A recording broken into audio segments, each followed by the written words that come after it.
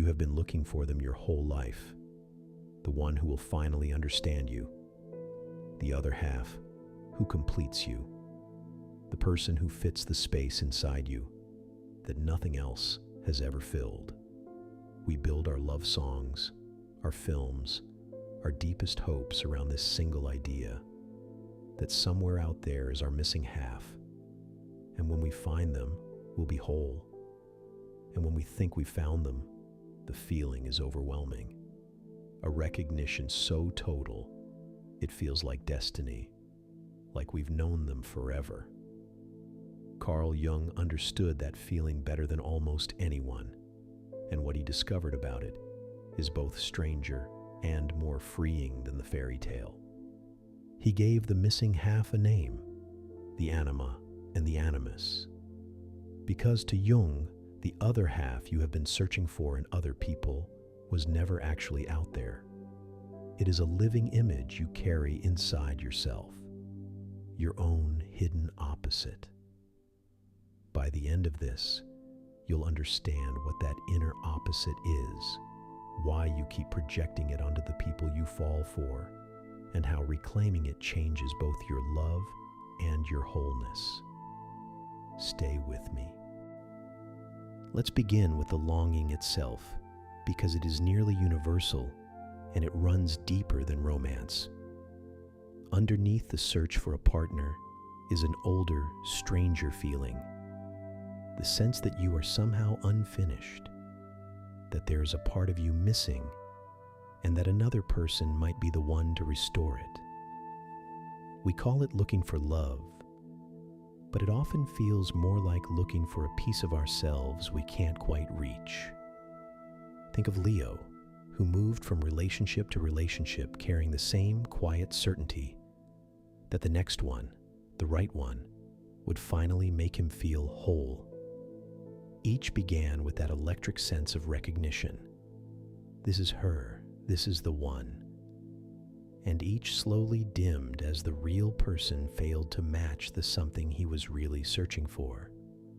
What Leo was chasing wasn't any of these women, not really. It was a feeling of completion he assumed only another person could give him. And that assumption that your missing half lives in someone else is exactly the one Jung came to overturn. Why this matters: the incompleteness you feel is real. Where you've been taught to look for its cure is the mistake. Here's what Jung actually discovered. Deep in the unconscious of every person, he found an image of the opposite, a kind of inner counterpart to our conscious identity. In a man, he called this inner feminine figure the anima. In a woman, he called the inner masculine figure the animus. It's the part of you that your conscious personality left undeveloped, the qualities you didn't grow, the side of human nature you set aside to become who you are. Jung wrote that every man carries within him the eternal image of woman, not any real woman, but a deep inherited image of his own opposite, and the same in reverse for the animus. Now, Jung framed this in the language of his time, masculine and feminine rigidly split. Today we can hold it more truly. What he was really pointing at is the inner opposite each of us carries, the undeveloped, contrasexual, other side of our own soul, whatever our gender or who we love. He called it the soul image because it functions as a bridge to the deepest parts of us. This inner opposite is not a metaphor. It has its own presence, its own pull, and because it lives in the unconscious, unseen, unlived, it does something remarkable and troublesome. It goes looking for itself out in the world. Why this matters now: the half you feel is missing isn't missing at all. It's inside you, unlived, and it wants out.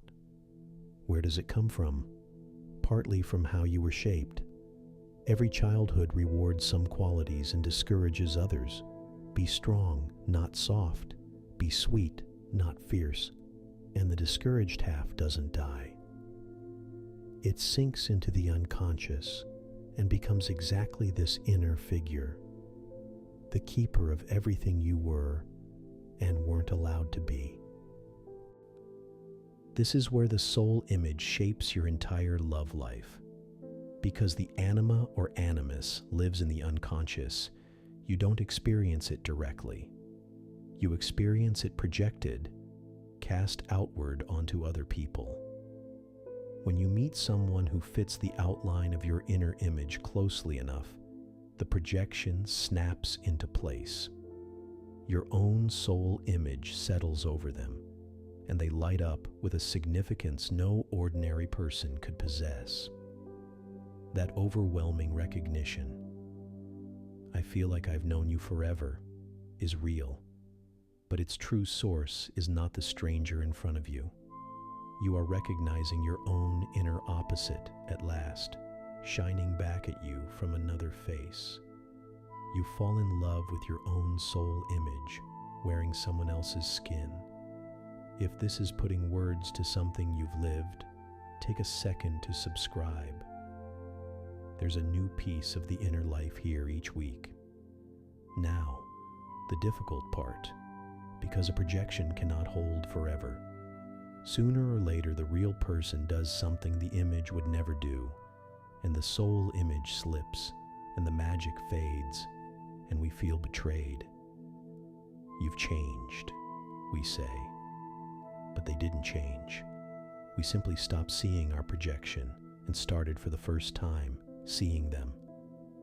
The disappointment so many feel a year or two into love is often exactly this: the soul image withdrawing, leaving a real, limited human being where a god had seemed to stand. And that moment, the fading, is actually a crossroads, though almost no one recognizes it. One road says, "The magic is gone, I chose wrong." The real one is still out there, and the search begins again, with the same image onto a new face. The other road says, "Now that the projection has lifted, I can finally love an actual person instead of my own reflection." Jung's point was radical for his time and still is. The end of the projection is not the death of love. It's the first moment real love becomes possible. And here is what happens when this inner opposite stays completely unconscious. It doesn't just shape who you fall for, it runs you. Jung observed that an unintegrated anima or animus operates on its own, from the shadows, surfacing as inexplicable moods, as compulsive attractions, as a fixed and impossible ideal you keep chasing and never find in any real person. When you are unconsciously possessed by your inner opposite, you don't have it.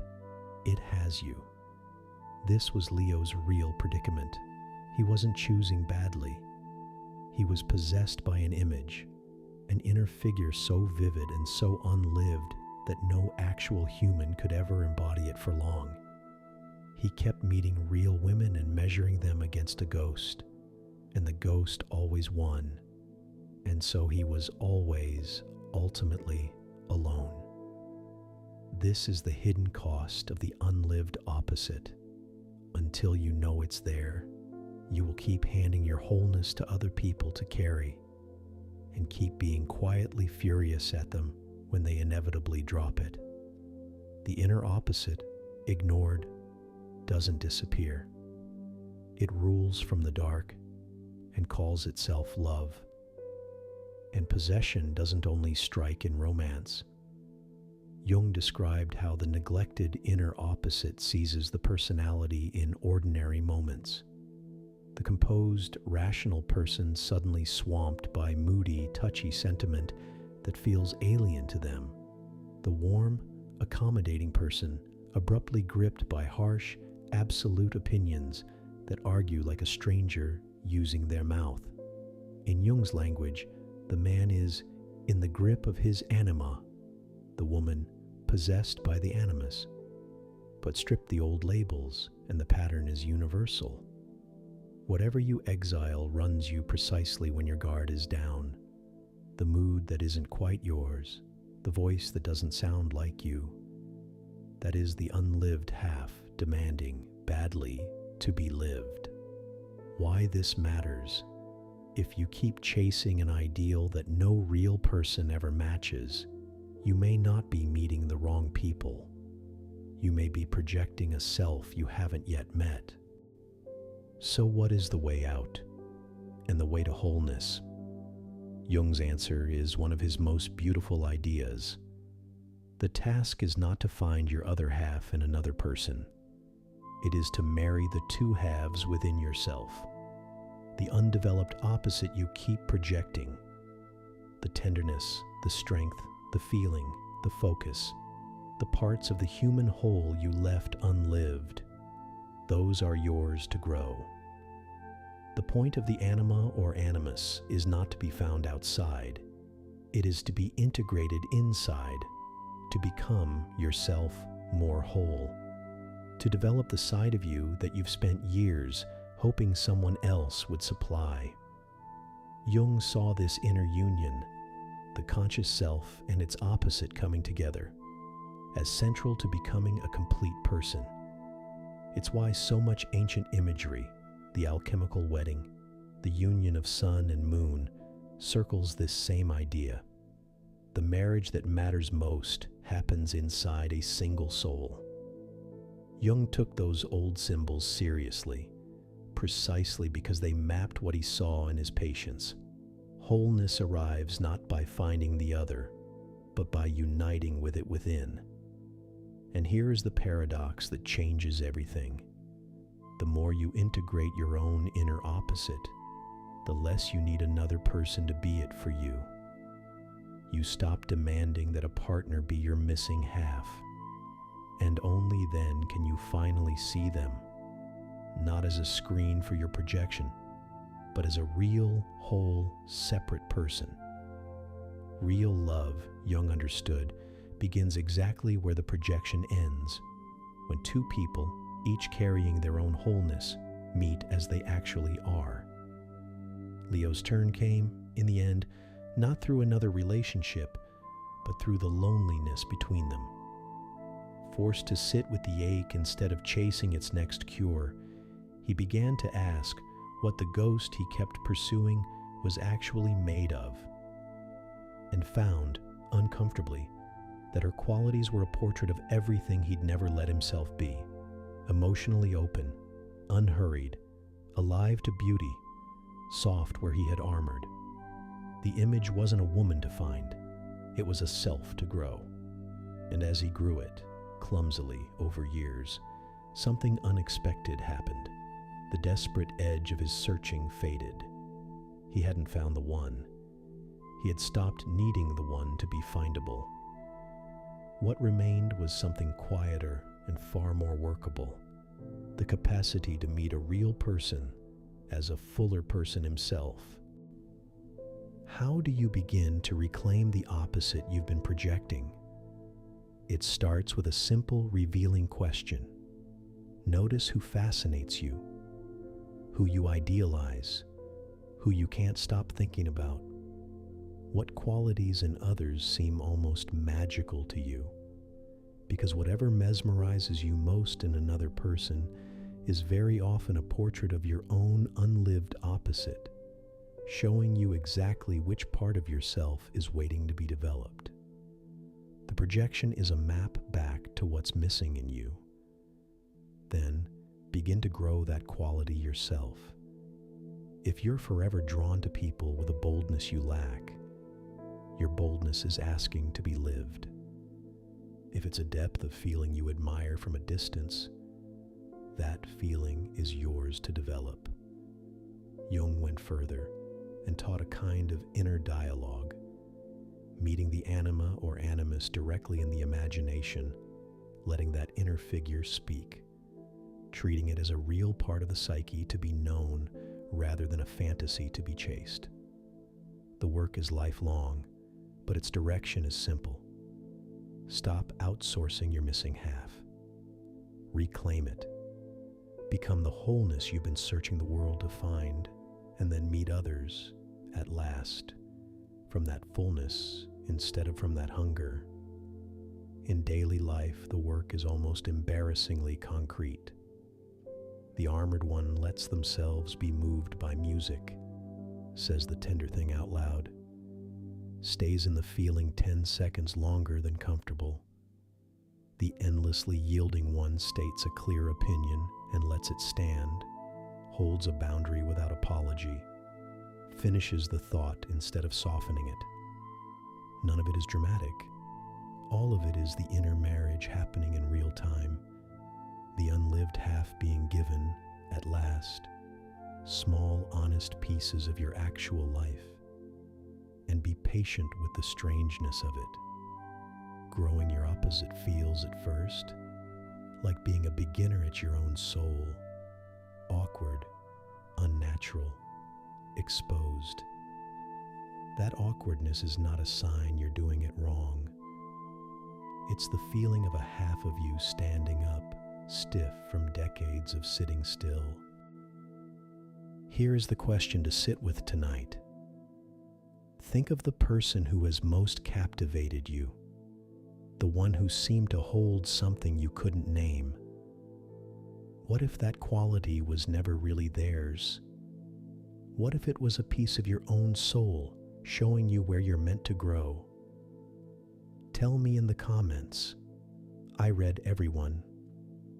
Who have you been most mesmerized by, and what might it reveal about the opposite you carry inside? And if this gave you a new way to understand love and longing, subscribe and stay close. We're learning to become whole together, one honest piece at a time. Because the other half you've been searching for was never lost in the world. It has been inside you all along, waiting to be lived.